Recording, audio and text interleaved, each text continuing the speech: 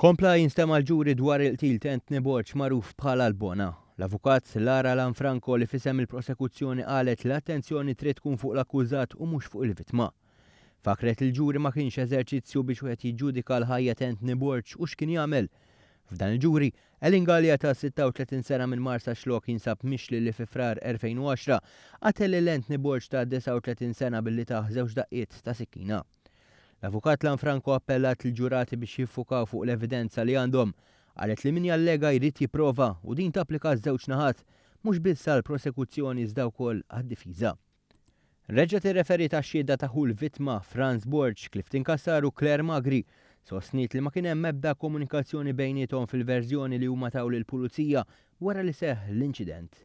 Għamlet referenza wkoll għal fatt li Paul Borch magħruf bħala Xu bidel il-verżjoni fl-aħħar stqarrija tiegħu meta ammetta li l-arma tan-nar ingħatat lilu minn mara li ġiet fuq u qaltlu biex iżommilha. L-avukat Lanfranco qajmet mistoqsijiet ukoll dwar ix-xhieda ta' Amanda Gregg, it-tfajla ta' Ellen Gallia li rrakkuntat li tant kienet imbeżża wara t-telefonati li saru fuq il-mobile ta' Ellen li marret tiġri għand ħuh bit-tarbija f'idejha meta kienet libsa il-piġama. L-avukata saqsit għalfejn kienet libsa piġama jekk kienet għadha kemm ġejja mix-xogħol u kienet se toħroġ tiekol Ellen Gallia.